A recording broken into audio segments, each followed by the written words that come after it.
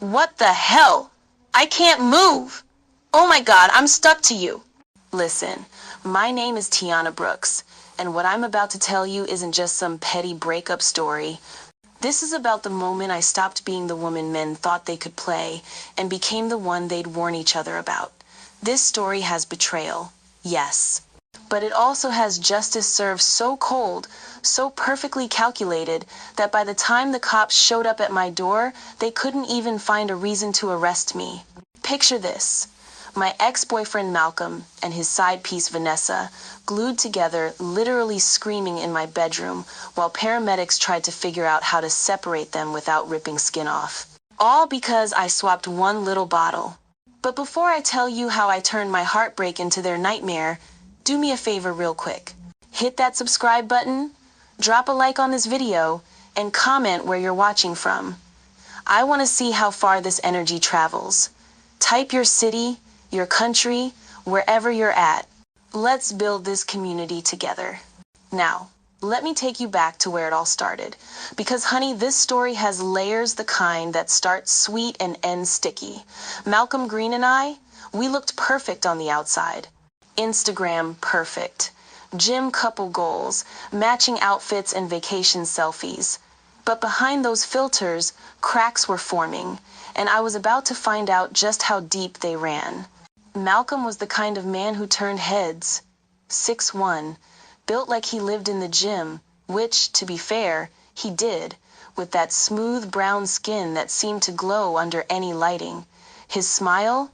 Lord, that smile could disarm you in 2 seconds flat. Women at the gym would accidentally drop their water bottles near him, they'd ask for form checks they didn't need, and Malcolm, he ate it up like it was his job. Because technically, it was. Personal training wasn't just his career, it was his identity. When we met 2 years ago at a mutual friend's birthday party, I wasn't even looking for a relationship. I was focused on my career in marketing, climbing that corporate ladder, building my own life. But Malcolm had this way of making you feel like you were the only person in the room. He asked questions, he listened, or at least, I thought he did. By the end of that night, he had my number and a coffee date locked in for that Sunday. Those first 6 months were a dream. The kind of love story you see in movies and think, that could never be me. But it was. We'd meet for sunrise runs before work. He'd pack me protein shakes with little notes tucked inside. You're my favorite distraction. We took weekend trips to the beach, stayed in those little Airbnbs with the string lights and ocean views. I have a photo from Destin, both of us in matching white linen, his arm around my waist, my head on his shoulder, both of us laughing at something I can't even remember now. That photo got 847 likes. Everyone commented, "Relationship goals. Y'all are so cute. When's the wedding?" I believed it too. I really did. See, I'm the kind of woman who dreams big but stays grounded. I wanted the whole package. Love, marriage, a home with a porch swing, maybe 2 kids running around calling me mama. I wanted Sunday dinners and inside jokes and growing old with someone who actually saw me. Malcolm said he wanted that too. He'd talk about our future like it was already written. When we get married, he'd say casually, like it was a fact, not a question, "Our kids are gonna have your eyes and my athletic genes." He made me believe we were building something real. But somewhere around month 8, things started to shift. It was subtle at first. The kind of changes you notice but convince yourself you're imagining. Malcolm started coming home later. Client ran over, he'd say, smelling like the gym and something else I couldn't quite place, something floral, feminine, new cologne maybe. When I asked, he'd shrug it off. One of the girls at the front desk was testing samples. You know how it is. I did know. Or at least, I wanted to. Then there were the nights he'd choose his phone over me. We'd be watching a movie, and I'd glance over to see him angled away, screen tilted down like he was protecting state secrets. "Who you texting?" I'd ask, trying to keep my tone light, playful. "Just the guys," he'd mumble, not even looking up, but his thumbs would be moving fast, too fast for a casual group chat. And when I'd lean in closer, he'd lock the screen and set it face down on his lap. Face down. Always face down. The gym dates we used to love? Those stopped. Babe, I'm there all day. I just want to chill at home with you, he'd say. Which would have been sweet if chilling at home didn't mean him scrolling on his phone while I sat next to him feeling like a roommate instead of a girlfriend. Then came the distance. Not physical, we still lived together, still shared a bed, but emotionally, that man built a wall between us so high I couldn't even see over it anymore. I'd ask about his day, and he'd give me one-word answers. I'd try to plan a date night, and he'd have an excuse. I'd reach for his hand, and he'd suddenly need to check his phone, tie his shoe, grab some water, anything to avoid my touch. And the intimacy? That became scheduled, predictable, mechanical. Like he was checking a box on a to-do list, just to keep me from asking questions. The passion we used to have, the kind where we couldn't keep our hands off each other, vanished. I started to feel like an obligation instead of a desire. But here's the thing about being a woman in love. You don't want to believe what your gut is screaming at you, so you make excuses. You tell yourself he's stressed, tired, going through something. You convince yourself that if you just love him harder, be more understanding, give him space, things will get better. They didn't. By month 18, my gut wasn't whispering anymore. It was shouting, and I started paying attention to details I'd ignored before. Like how his Tuesday and Thursday night training sessions mysteriously extended from 8 p.m. to 11 p.m., or how he suddenly needed to reorganize the storage room every Saturday afternoon alone, or how he'd shower the moment he walked through the door, even on days when he claimed he barely worked out. One night, I woke up at 2 a.m. and found him in the bathroom, with the door cracked, phone glowing in the dark, grinning at the screen like a teenage boy with his first crush. When I asked who he was talking to, he jumped like I'd caught him stealing. Nobody, just scrolling Instagram. But I saw the way he closed the app. Fast. Guilty. That's when I knew. I didn't have proof yet, but I didn't need it. A woman knows when she's being played. She feels it in her bones, in the silence between words, in the way her man can't quite meet her eyes anymore. Malcolm Green was cheating on me, and soon I'd find out just how close to home the betrayal really was. Vanessa Hill walked into my life like a stray cat, innocent, helpless, and hungry for attention. I should have known better than to feed her. Malcolm mentioned her casually one evening over dinner. "We got a new hire at the gym," he said, twirling pasta on his fork. "Front desk girl. She's cool. Kinda going through it right now, though." Going through what? I asked, only half listening. I was tired from back-to-back meetings and just wanted to eat in peace. Breakup. Bad one, I guess. She was crying in the break room today. He shook his head like he genuinely felt sorry for her. She's new to the city, too. Doesn't really know anybody. And just like that, my big heart kicked in. That's tough. If she needs someone to talk to, she can reach out. I've been there. Malcolm smiled at me then, one of those soft, appreciative smiles that used to make me feel like I was doing something right. "That's why I love you, T. You got such a good heart."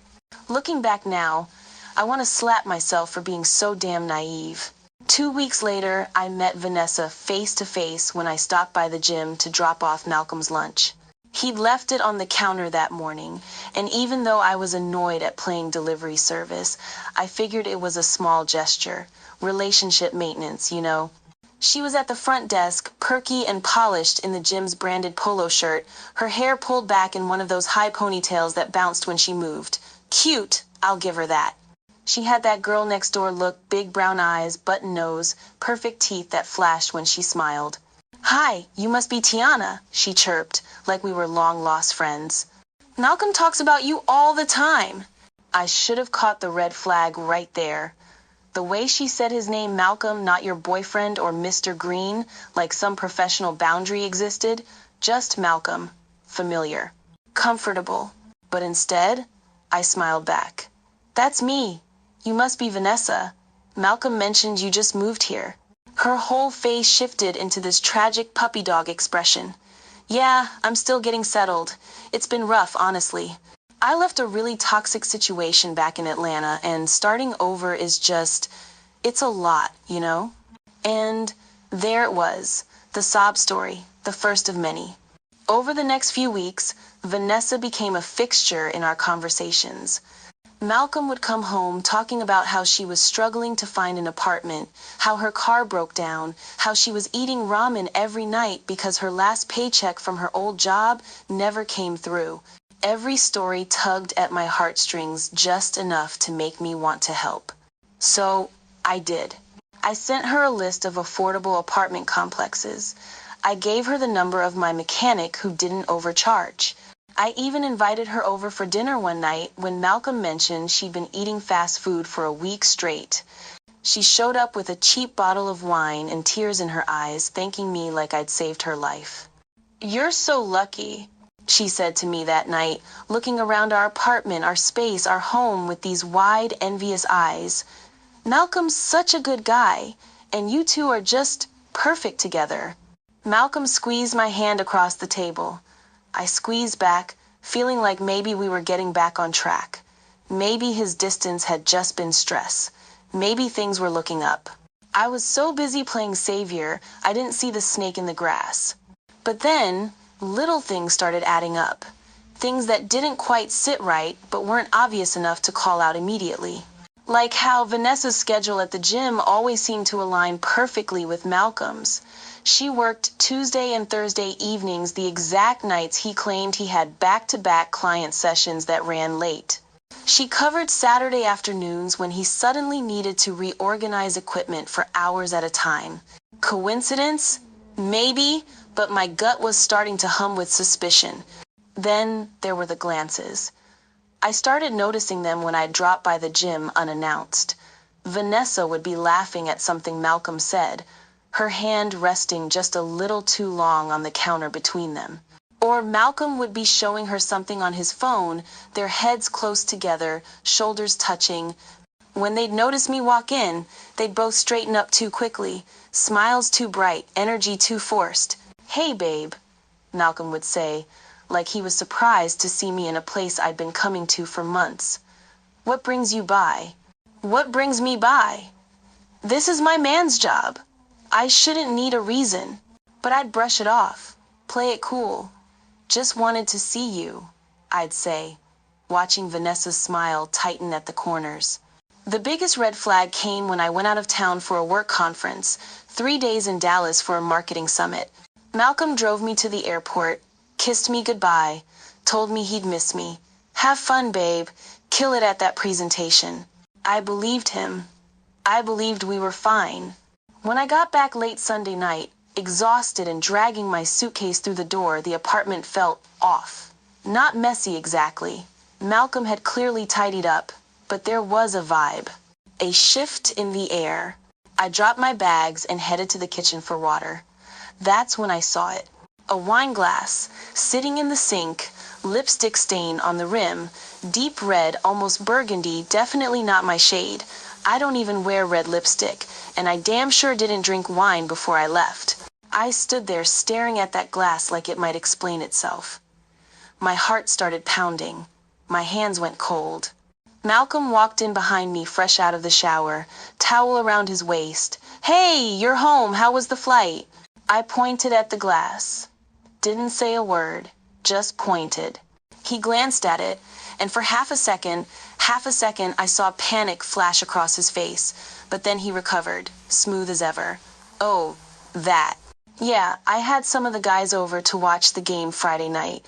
One of them brought a girl. I guess she left that.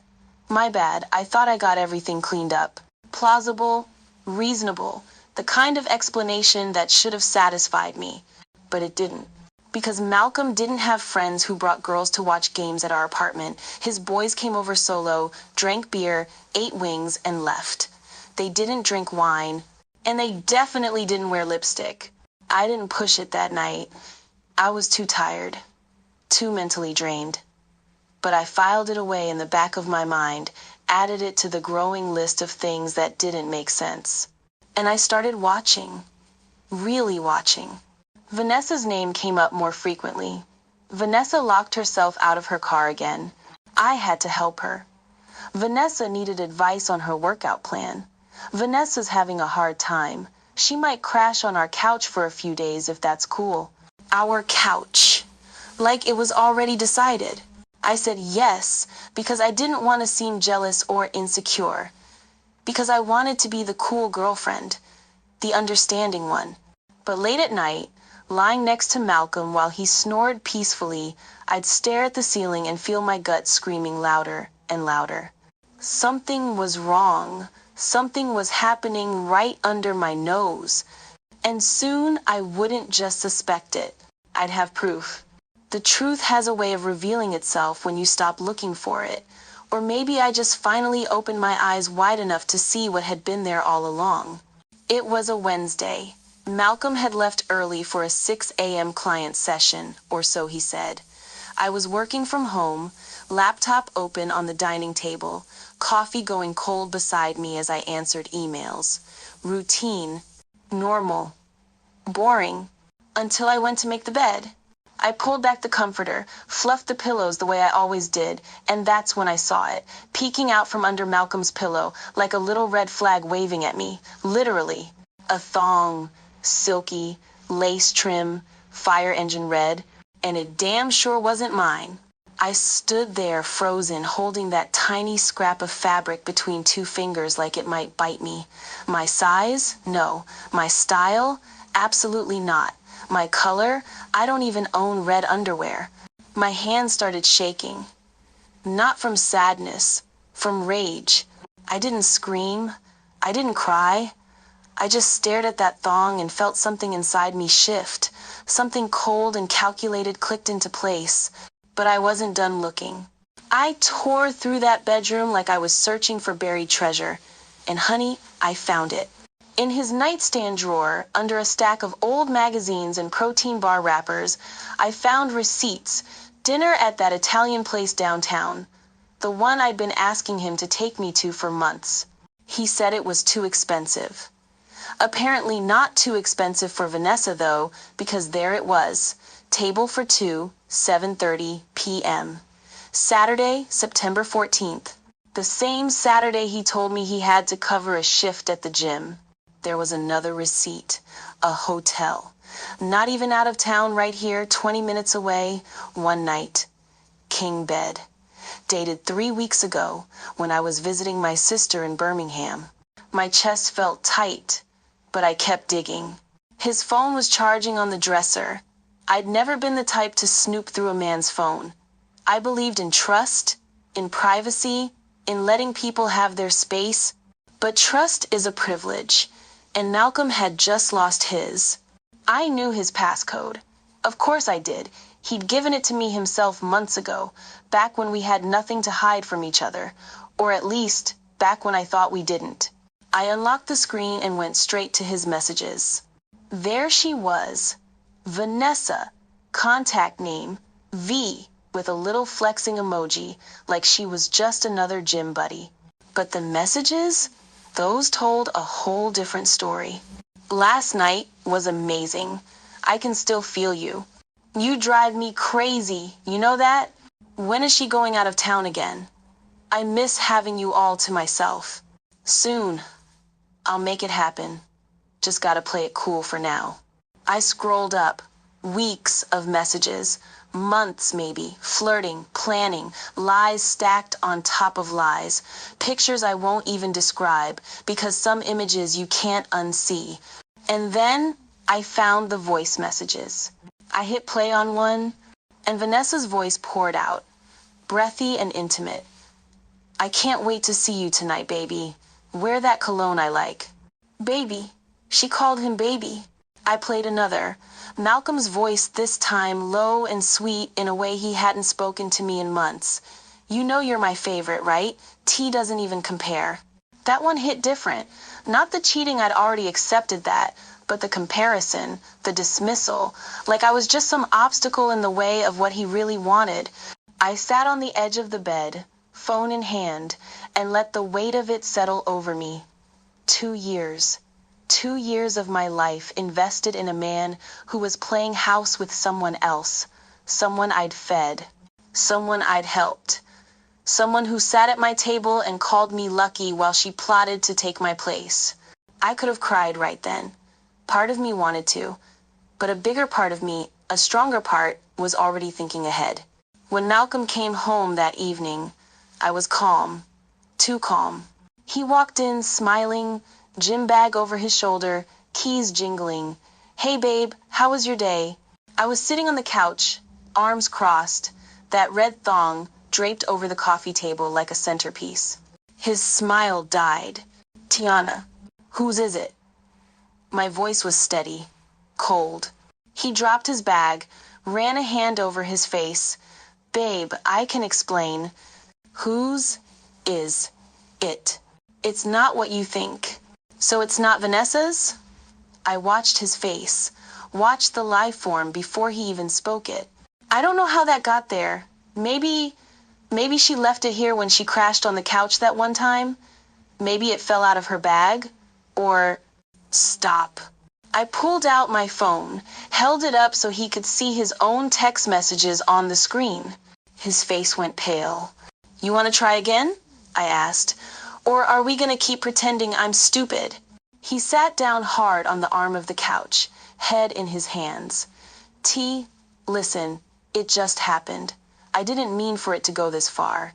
She was going through stuff, and we started talking, and you started fucking her."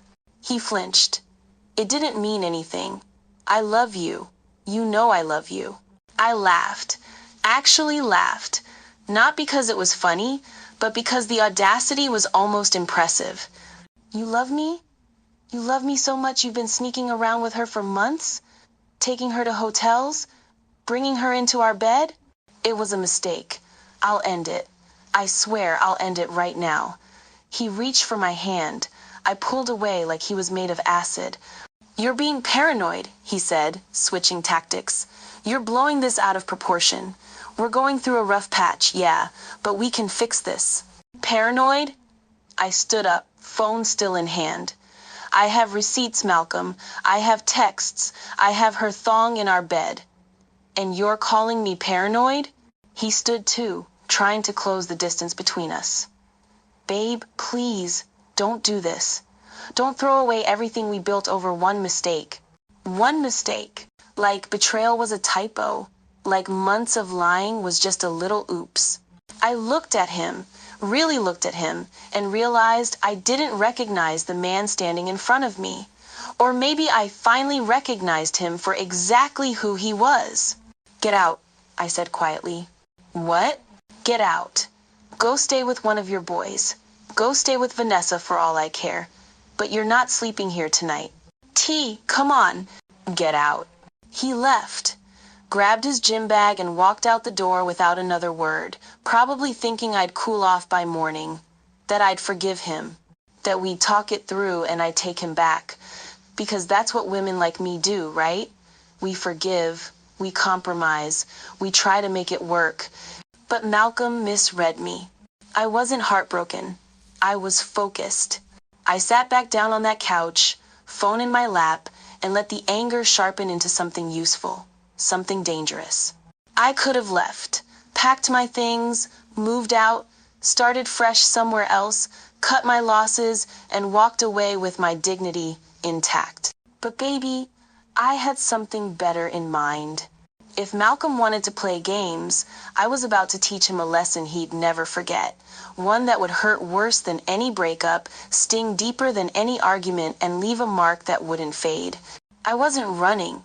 I was plotting. And by the time I was done, he'd wish I had just cried. Malcolm came back 2 days later with apologies and promises. I let him. Not because I forgave him, not because I believed a single word that came out of his mouth, but because a queen doesn't show her hand until the game is over. And honey, my game was just beginning. "I ended it," he said, standing in the doorway with flowers from the grocery store and guilt written all over his face. "I told Vanessa we're done. I blocked her number. I swear, T. I'm all in with you. Just, please, give me another chance." I looked at those sad wilted roses and almost laughed, but instead I softened my face, let my shoulders drop, sighed like I was tired of fighting. "Okay," I said quietly, "but you have to earn my trust back. You understand that?" Relief washed over him like I'd just granted him a pardon from death row. "I will, I promise. I'll do whatever it takes." Whatever it takes. I'd remember that. He moved back in that night, and to anyone watching from the outside, it looked like we were trying to work things out. We ate dinner together, watched TV on the couch. He even tried to hold my hand once, but I pulled away gently. "I just need time," I told him. He nodded, gave me space. Probably thought he was being patient and understanding. What he didn't know was that I was studying him, watching his patterns like a scientist observing a lab rat. Malcolm was a creature of habit, predictable, routine-driven, and that predictability was about to be his downfall. Every morning, he woke up at 5:30 a.m., showered, made a protein shake, checked his phone while he drank it, probably texting Vanessa even though he swore he'd blocked her. I didn't confront him, I just noted it. Every evening, he came home by 7 p.m., except on Tuesdays and Thursdays. Those nights, he'd text me around 6:30, running late, back-to-back clients. "Don't wait up." He'd stroll in around 10 or 11, smelling like the gym, and that same floral perfume I'd noticed months ago. He thought I didn't notice, but I noticed everything. And then there was his bedside drawer. Malcolm kept his personal items on his side of the bed: phone charger, a book he never read, sleeping pills for the nights his mind wouldn't shut off. But tucked in the back, behind the clutter, was a bottle of personal lubricant. His favorite brand, expensive. The kind he used to joke about, "Only the best for us, babe." Except it wasn't for us anymore, was it? I'd noticed the bottle was running low. And I'd noticed it got replaced recently while I was supposedly the only woman in his life, which meant one of two things. Either he was using it solo or he was still seeing Vanessa. My money was on option 2. That's when the idea hit me. It came to me late one night while I lay in bed next to him, listening to him snore like he didn't have a care in the world. I stared at the ceiling, turning possibilities over in my mind. I didn't want to just leave him. I didn't want to just expose him. I wanted justice, the kind that would hurt in ways he'd never forget. And then I thought about that bottle in his drawer, that stupid, overpriced bottle of oil he relied on for his little rendezvous. What if it wasn't oil? The next morning, after Malcolm left for his 6 a.m. session, I grabbed my purse and drove to the hardware store on the edge of town, far enough that I wouldn't run into anyone I knew. I walked down the aisles slowly, scanning labels, until I found exactly what I needed. Industrial strength bonding glue. Clear, fast-acting, permanent hold. The kind used for construction projects and repairs that needed to last forever. The label had warnings plastered all over it. Do not allow contact with skin. Bonds in seconds. Seek medical attention if exposed. Perfect. I bought 2 bottles. Just in case. Paid cash. Smiled at the cashier, like I was working on a home improvement project. Which, in a way, I was. When I got back to the apartment, I went straight to our bedroom. Malcolm wouldn't be home for hours. I had time. I opened his bedside drawer and pulled out the bottle, held it up to the light, about a quarter full. He'd definitely been using it recently. My stomach turned, but I pushed the feeling down. This wasn't about emotions anymore. This was strategy. I went to the kitchen, unscrewed the cap on his bottle, and carefully poured the remaining oil into the sink, watched it swirl down the drain like the last of my sympathy for him. Then I opened the glue. The smell hit me first sharp, chemical, nothing like the scentless oil he was used to. I'd have to be careful. If he noticed the difference before using it, the whole plan would fall apart. I poured slowly, filling the bottle back up to the same level it had been. The glue was slightly thicker, but in dim lighting, like, say, a bedroom at night, it would pass. I screwed the cap back on, wiped down the outside of the bottle, and placed it exactly where I'd found it. Same angle, same position. Then I stepped back and admired my work. To anyone else, that bottle looked perfectly innocent, just another product in a man's bedside drawer. But I knew better. That bottle was a loaded gun, and Malcolm was about to pull the trigger on himself. Over the next few days, I played my role perfectly. The forgiving girlfriend, the woman trying to move past betrayal. I smiled when he kissed me on the forehead. I didn't argue when he said he had to work late on Tuesday. I even asked if he wanted me to pack him a lunch. "You're amazing, you know that?" he said, looking at me like he'd won the lottery. "I know," I replied, my voice sweet as honey. But inside, I was counting down, watching, waiting for the signs. Tuesday came. Malcolm left at 5 p.m. for his evening training sessions. I waited until I heard his car pull out of the parking lot. Then I checked his drawer. The bottle was still there, but the level had dropped slightly. He'd used it. Recently. My heart pounded, but not from fear, from anticipation. I didn't know exactly when it would happen. I didn't know if it would be that night or the next or the one after that. But I knew it was coming. Malcolm was a man of routine, and his routine included Vanessa. All the pieces were in place. The trap was set. The bait was taken. Now all I had to do was wait. Thursday night. The night everything came together like a perfectly choreographed dance. Malcolm had been extra sweet all week, bringing me coffee in the morning, asking about my day, kissing my forehead before bed like he was husband of the year, playing the role of the reformed man so convincingly I almost felt bad for what was about to happen. Almost. Thursday evening, he came out of the shower, wrapped in a towel, smelling like expensive body wash. He was humming, actually humming. The audacity. "Hey, babe," he said, running a hand over his fresh fade. "I forgot to tell you I got called in tonight. Emergency client session. Guy's competing next month and needs extra work." I was sitting on the bed, scrolling through my phone, looking unbothered. On a Thursday night? Yeah, I know, bad timing. But he's paying double.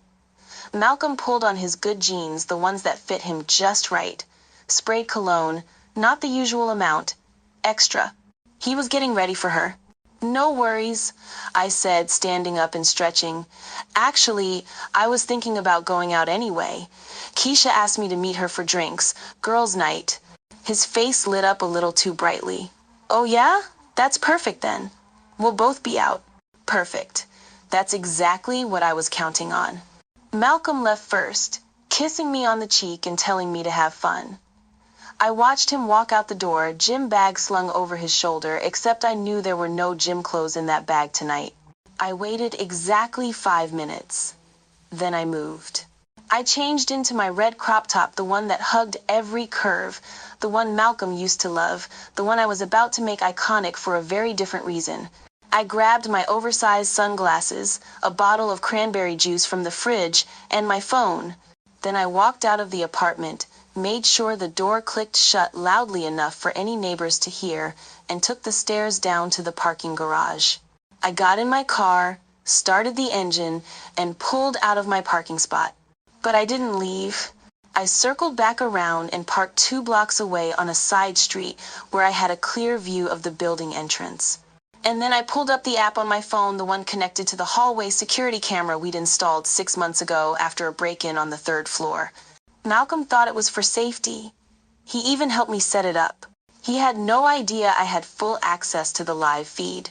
I sat in my car, engine off, phone screen glowing in the dark, and watched the hallway outside our apartment door. The camera angle was perfect.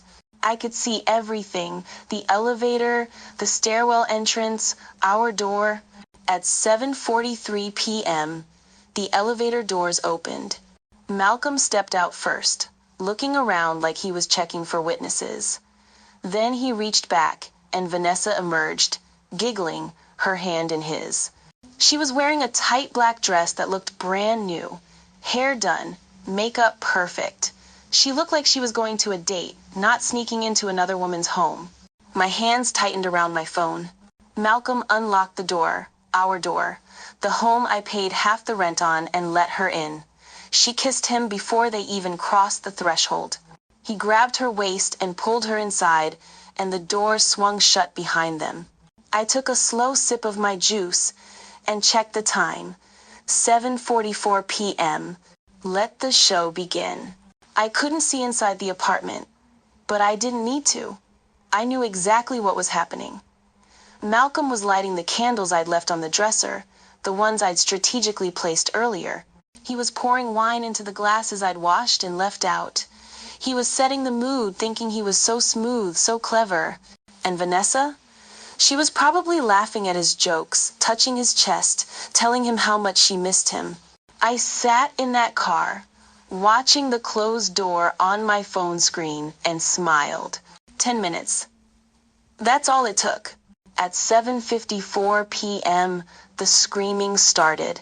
What the hell? I can't move!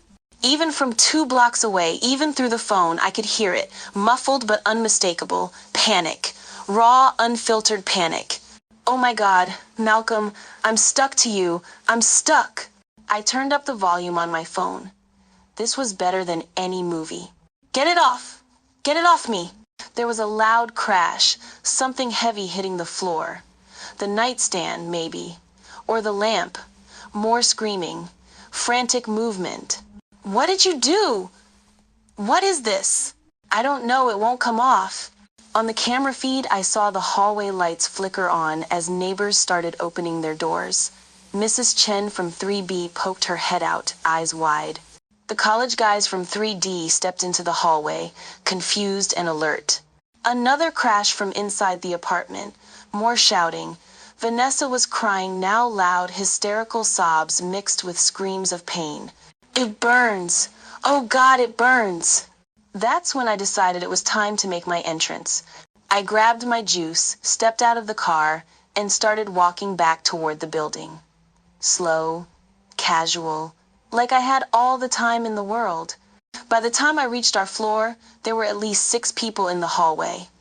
Mrs. Chen was on her phone, probably calling 911. The college guys were standing near our door, looking at each other like they wanted to help but had no idea what to do. What's going on? I asked innocently, sipping my juice. Mrs. Chen turned to me, face full of concern. Tiana, I think something's wrong in your apartment. We heard screaming. Right on cue, another shriek erupted from inside, followed by Malcolm's voice. Somebody help us, please. I pulled out my keys, slow and deliberate. Let me check. I unlocked the door and pushed it open. The scene before me was everything I'd imagined and more. Malcolm and Vanessa were on the floor beside the bed, wrapped in my comforter, twisted together like some kind of nightmare pretzel. Their faces were red, slick with sweat and tears. Vanessa's makeup was smeared down her cheeks. Malcolm's eyes were wild with pain and panic. They were stuck, literally, physically stuck together in the most compromising position imaginable.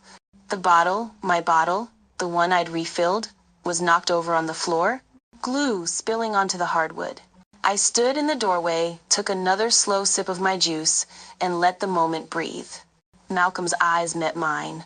Pure horror washed over his face. Tiana, baby, I can explain. I held up one finger, silencing him. Then I turned to the neighbors crowding the doorway behind me. Y'all might want to call the paramedics, I said calmly. Looks like they got themselves into a sticky situation. Mrs. Chen gasped. One of the college guys tried to hide his laugh behind a cough. Vanessa sobbed harder. Please help us. It hurts. I looked down at them, these 2 people who'd betrayed me, humiliated me, plotted behind my back, and felt absolutely nothing but satisfaction. Thought I'd cry? I said, my voice cutting through the chaos like a blade. Nah, I waited for this. And then I stepped back into the hallway, letting the neighbors flood in to witness the wreckage. Sirens wailed in the distance, getting closer. I leaned against the wall, crossed my ankles, and finished my juice. The screams continued. The chaos spread. Phones came out. Video started recording. And me? I just smiled. The trap had worked perfectly. The sirens got louder until they were right outside the building.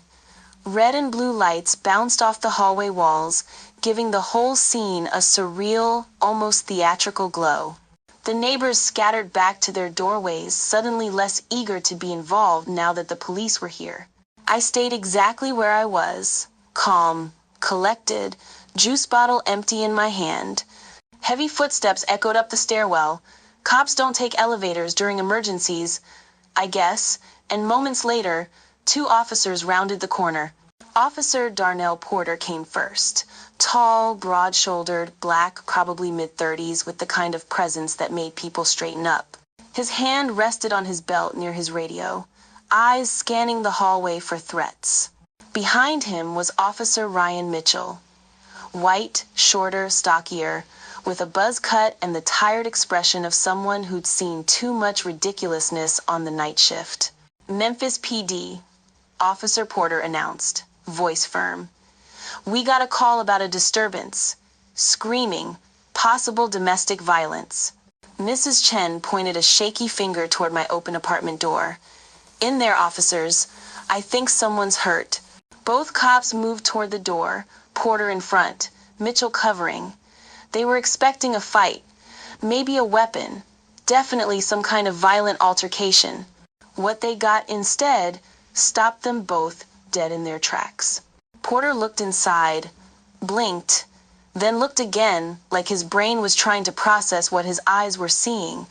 Mitchell leaned in beside him, and his mouth fell open. What in the... Porter muttered. There, in the middle of my bedroom floor, were Malcolm and Vanessa still stuck together, still wrapped in my comforter, still sobbing like children who'd been caught playing with matches. Help us, Vanessa wailed, her voice hoarse from screaming. Please, we're stuck, it won't come off. Malcolm's face was buried against her shoulder, either from pain or shame. Probably both. We need medical attention, he groaned. Something's wrong with the... He couldn't even finish the sentence. Officer Porter stepped carefully into the room, his professional mask slipping just slightly.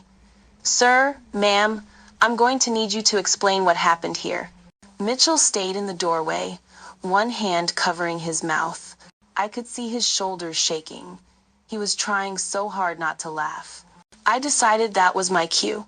I stepped into the doorway beside Mitchell, still wearing my red crop top, still holding my empty juice bottle like it was a champagne flute at a celebration.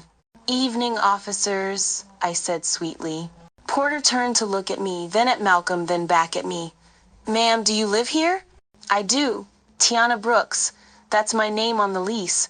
I gestured toward the tangled mess on the floor. And that's my boyfriend. Well, ex-boyfriend now, I guess. And his coworker. Girlfriend, Vanessa sobbed. I'm his girlfriend. Interesting, I said, tilting my head, because he told me he ended things with you, but I guess we were both being lied to. Malcolm finally looked up, his face a mixture of pain and desperation.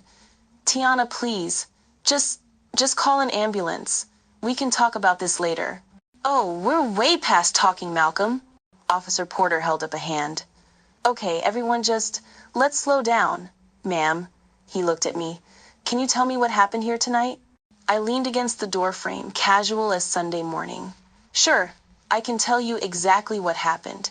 Mitchell pulled out a notepad, still fighting back a grin. I came home about 20 minutes ago, I began, my voice calm and clear. I'd been out with a friend. When I got back, I found my boyfriend and this woman in my bed, in my apartment, using my belongings for their little rendezvous. That's not true. Malcolm tried to sit up but immediately groaned in pain. We were just what, Malcolm? I cut him off, my voice sharp. Just accidentally glued together? Just accidentally naked under my comforter? Vanessa let out a fresh sob. Porter looked from me to them and back to me. Ma'am, I'm still not clear on what actually happened. How did they end up stuck? This was it. The moment of truth. I took a breath and delivered my line with perfect precision. All I did was swap a bottle. They did the rest. Silence. Porter's eyebrows shot up. Swap a bottle? I nodded toward Malcolm's nightstand. My boyfriend keeps personal lubricant in his bedside drawer. Has for months. I noticed he was going through it pretty fast for someone who claimed to be faithful. So a few days ago, I bought the same brand, emptied it out, and refilled it with industrial strength bonding glue. Mitchell's pen stopped moving. His eyes went wide. Then I put it back exactly where I found it, I continued. I didn't force anyone to use it. I didn't trick anyone into doing anything they weren't already planning to do. I just replaced a product in my own home and waited to see what would happen. Malcolm's face went pale. You set me up? No, baby. I set a trap. You walked into it all by yourself. Officer Porter ran a hand over his face, clearly trying to figure out if what I'd done was actually illegal. Ma'am, you intentionally sabotaged a product knowing someone would use it? I sabotaged my own property in my own home, I corrected. What he chose to do with it and who he chose to do it with was entirely his decision. Vanessa was hyperventilating now. She tried to kill us. She's crazy. Arrest her. Kill you? I laughed, actually laughed. Girl, if I wanted to hurt you, there are way more effective methods than glue. You're stuck and embarrassed, not dying. There's a difference. Mitchell finally lost the battle. A snort escaped, and he had to turn away, shoulders shaking with suppressed laughter. Porter shot him a look but couldn't quite hide his own smirk. Mitchell, call for paramedics. These two need medical assistance. On it, Mitchell said, stepping into the hallway, and I could hear him chuckling as he radioed it in. Porter turned back to me, his expression somewhere between impressed and exasperated. Miss Brooks, I have to ask, did you physically harm anyone tonight? Did you threaten anyone? Did you touch either of them? No, sir. I didn't lay a finger on either of them. Did you force them to use the product in question? Absolutely not. Like I said, they made their own choices. He looked at Malcolm and Vanessa, still tangled together, still crying. Then he looked back at me, standing there cool and composed. This is... Porter paused, searching for words. This is definitely a first for me. Glad I could make your shift memorable, I said with a smile. Are you going to arrest her? Malcolm demanded, wincing as he tried to shift positions. She assaulted us. This is assault. Porter shook his head slowly. Actually, sir, I don't think it is. She didn't touch you. She didn't force you to do anything. She replaced a product in her own home. What you did with that product after breaking into her apartment, I didn't break in. I live here. Do you? Porter pulled out his own notepad. Is your name on the lease? Malcolm went quiet. That's what I thought. Porter looked at me. Miss Brooks, do you want to press charges for trespassing? I considered it. Let the moment hang in the air. No, I finally said. I think they've suffered enough. Vanessa let out a relieved sob. But, I added, I do want him and all his belongings out of this apartment by tomorrow. I'll be changing the locks. Porter nodded. That's fair. Footsteps thundered up the stairs. The paramedics had arrived. Two of them, a man and a woman, both carrying medical kits. They stopped in the doorway, saw the scene, and the female paramedic's eyes went wide. Oh, wow. Yeah, Mitchell said, rejoining the group. It's going to be one of those calls. The male paramedic knelt beside Malcolm and Vanessa, professional but clearly baffled. Okay, folks, we're going to get you separated into the hospital. This might hurt a bit. It already hurts, Vanessa cried. As the paramedics started assessing the situation, trying to figure out the best way to separate two people bonded by industrial glue, Porter turned to me one last time.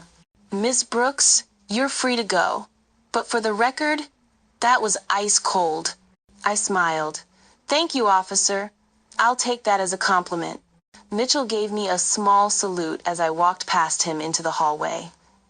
Mrs. Chen and the other neighbors were still watching, phones out, recording every second. I didn't care. Let them watch. Let them record.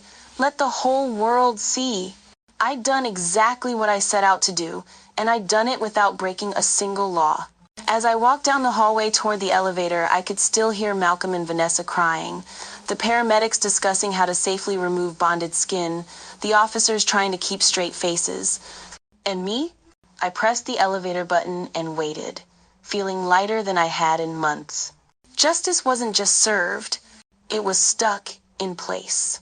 I woke up Friday morning to 847 notifications.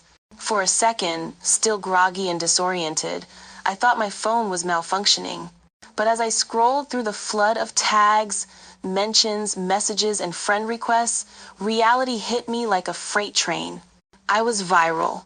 Someone, probably one of the college guys from 3D, had filmed the entire hallway scene, Malcolm and Vanessa's screams, the cops arriving, the paramedics looking bewildered, and me standing there in my red crop top with my juice, delivering that line, "Thought I'd cry?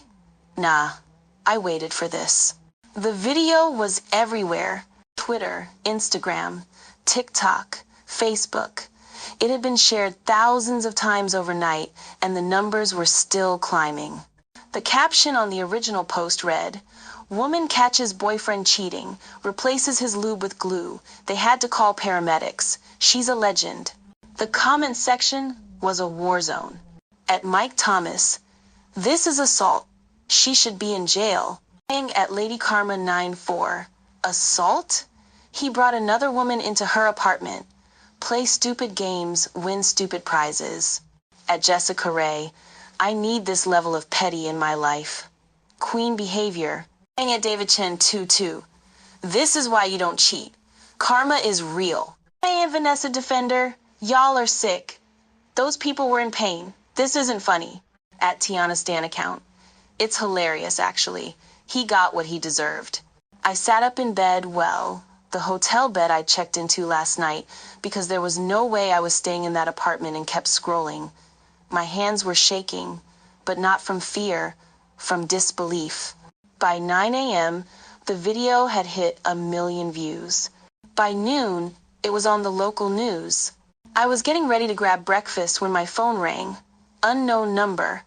Normally I wouldn't answer, but something told me to pick up. "Is this Tiana Brooks?"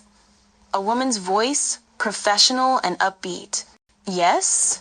"Hi Tiana, my name is Monica Chen, and I'm a producer for The Breakfast Club. We'd love to have you on the show to talk about what happened. Are you available for an interview?" I nearly dropped my phone. "The Breakfast Club? The actual radio show? Can I think about it?" "Of course. I'll email you the details. We're getting a ton of requests for your story, so just know you have options. Talk soon." She hung up before I could fully process what just happened. My email was just as chaotic. Interview requests from podcasts, blogs, morning shows, a literary agent asking if I'd ever considered writing a book, a brand called Glow Up Beauty wanting to send me a PR package and discuss a potential partnership. This was insane. By the afternoon, the memes started rolling in. Someone edited my face onto a chess queen with the caption, "Checkmate." Another meme showed Malcolm and Vanessa with the Elmer's glue logo photoshopped between them. "When you thought you were slick, but she was slicker." A TikToker did a dramatic reenactment of the whole event, complete with fake screaming and a bottle of actual glue as a prop. It got 3 million views in 6 hours.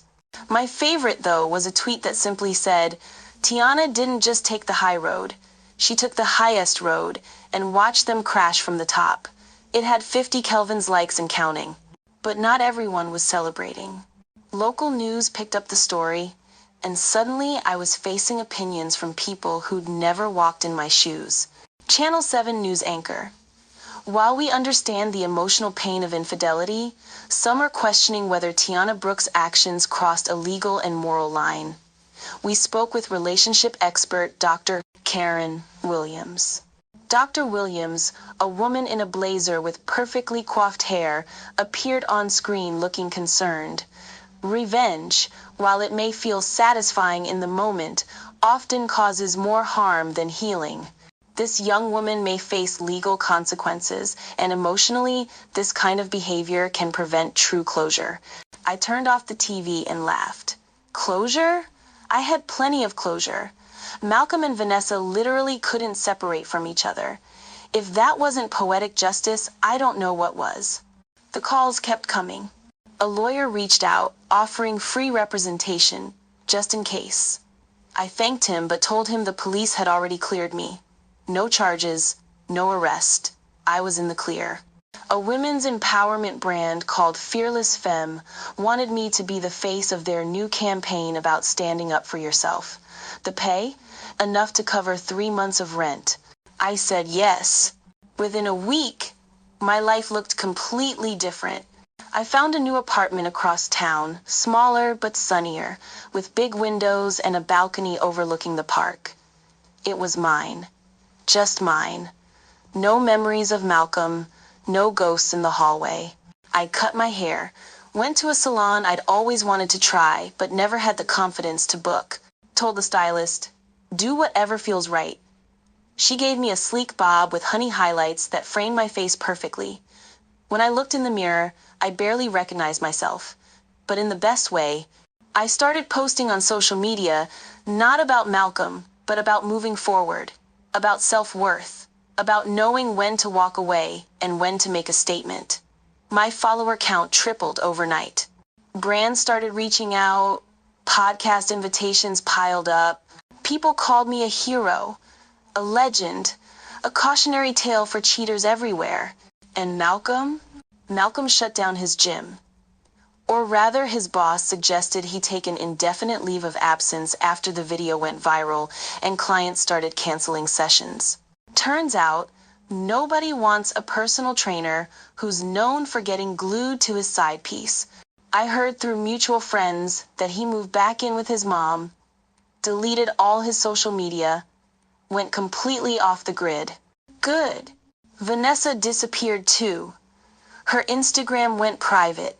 Her Facebook deactivated. Someone said she left town entirely, too humiliated to show her face. I didn't feel bad, not even a little. She knew what she was doing. She made her choices. They both did. As for me, I got a promotion at work. My boss called me into her office 2 weeks after everything went down, and I thought I was about to get reprimanded for the media attention.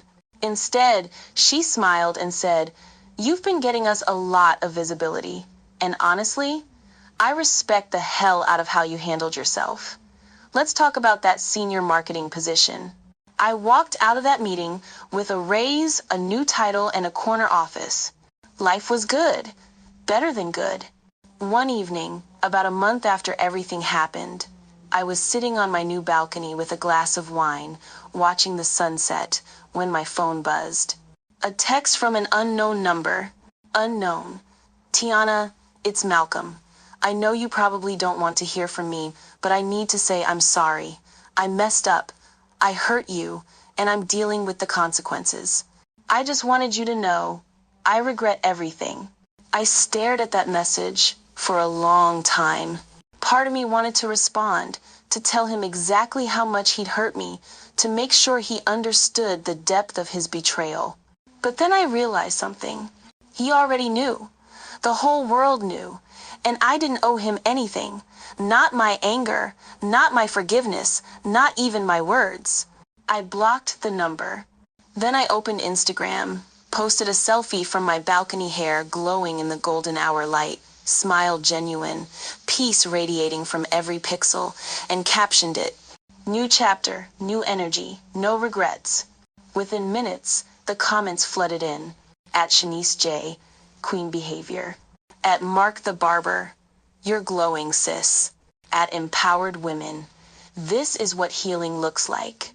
I put my phone down, took a sip of wine, and exhaled. Malcolm thought I'd break. He thought betrayal would destroy me. Instead, it rebuilt me. Stronger, sharper, untouchable. And honestly, I'd never felt more free. 3 months after the incident, that's what the internet still called it, the glue incident, Malcolm tried one more time. I was at brunch with my girl Keisha, laughing over mimosas and talking about my upcoming interview with a major lifestyle podcast, when my phone buzzed on the table. Unknown number. Tiana, please. I know I don't deserve your forgiveness, but I need you to know I'm sorry. Really sorry. What I did was unforgivable. You didn't deserve any of it. I've been in therapy. I'm trying to be better. I miss you. I miss us. Is there any chance? I stopped reading. Keisha leaned over, nosier than she had any right to be. Who's that? Malcolm, I said, rolling my eyes. Her face twisted in disgust. Block him. Right now. Don't even respond. I smiled, took a sip of my mimosa. Oh, I'm gonna respond. Just not the way he expects. I opened my camera roll and scrolled until I found the perfect photo, a bottle of super glue I'd bought as a joke after everything went down, sitting on my new coffee table in my new apartment. I'd taken the picture weeks ago, just in case this moment ever came.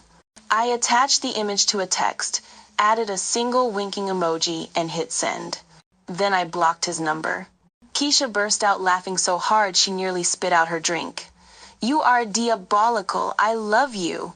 I love me too, I said, raising my glass. Took me a minute to get here, but I finally do. And I meant it. Looking back now, from where I'm sitting today, new apartment, new job title, new version of myself, I can see the whole picture clearly. The betrayal, the planning, the revenge, the aftermath, all of it. People ask me all the time if I regret it, if I wish I'd handled things differently, if I think what I did was too far. And my answer is always the same. No, not even a little bit. Do I regret loving Malcolm? No. I loved him honestly, fully, the way you're supposed to love someone. That wasn't my mistake. His inability to value that love, that was on him. Do I regret trusting Vanessa? No. I was kind to her because that's who I am. She chose to repay that kindness with betrayal. That says everything about her character and nothing about mine. Do I regret the glue? Absolutely not. Some people called it petty, some called it genius, some called it unhinged. I called it justice. 'Cause here's the thing nobody tells you about betrayal. It doesn't just break your heart. It makes you question everything. Your judgment, your worth, your reality. It makes you feel small and stupid and invisible. Malcolm and Vanessa made me feel that way. They thought they could play me, use my home, disrespect my space, and get away with it. They thought I'd cry and beg and fall apart. They were wrong. I didn't fall apart. I became sharper, smarter, strategic. And yeah, maybe what I did was a little extreme. But you know what? It worked. It gave me closure in a way that a breakup conversation never could have. It showed me and them that I wasn't someone to be underestimated. The best part? I didn't just survive the betrayal. I thrived because of it. I got a better apartment, a better job, better opportunities. I found a version of myself I didn't even know existed, stronger, more confident, more certain of what I would and wouldn't tolerate. And Malcolm? He learned a lesson he'll never forget. Every time he even thinks about being dishonest with someone, he'll remember the night he ended up glued to his mistress, sobbing on the floor while paramedics tried to separate them. Vanessa too. Do I hate them now? Honestly, no. Hate requires energy, and I'm not wasting any more of mine on people who already took too much. They're footnotes in my story now. Cautionary tales I tell at parties when someone asks how I got so fearless. But do I regret what I did? Not for a single second. Because that night wasn't just about revenge. It was about reclaiming my power. It was about refusing to be the victim in my own story. It was about showing myself that I could take the worst betrayal of my life and turn it into the best comeback. So let me talk to you for a minute. Yeah, you the one reading this, maybe sipping your coffee or scrolling on your lunch break or lying in bed wondering if you'll ever get over what someone did to you. If you've ever been betrayed, lied to, cheated on, or made to feel like you weren't enough, listen to me. You are enough. You always were. The person who hurt you, they didn't cheat because you weren't pretty enough, smart enough, sexy enough, or good enough. They cheated because they lacked integrity, because they were selfish, because they thought they could get away with it. And maybe they did get away with it. Maybe they're living their best life while you're still trying to pick up the pieces. But here's what I need you to understand. You get to decide what happens next. You can cry, you can scream, you can fall apart for a while, and that's okay. Healing isn't linear. Some days you'll feel like a queen. Other days you'll feel like the fool who didn't see it coming. But when you're ready, when you've felt all the feelings and processed all the pain, I want you to do something for yourself. Stand up, dust yourself off, and become the version of yourself that they'll regret losing. Not for them, for you. Become the woman who doesn't shrink when she walks into a room. The woman who knows her worth and refuses to settle. The woman who turns pain into power and heartbreak into a comeback story. Don't let them break you. Let them build you into a woman they'll never forget. Into a woman who makes them realize, too late, exactly what they lost. You don't have to glue anyone to anyone else. That's my brand, not necessarily yours. But you do have to protect your peace. You do have to demand respect. And you do have to walk away from anyone who treats you like an option. Because baby, you're not an option. You're the whole damn prize. As for me, I'm living proof that you can take the worst thing that ever happened to you and turn it into the best thing that ever happened to you. Malcolm thought he broke me. Instead, he freed me. Vanessa thought she won. Instead, she became a punchline. And me? I became a legend.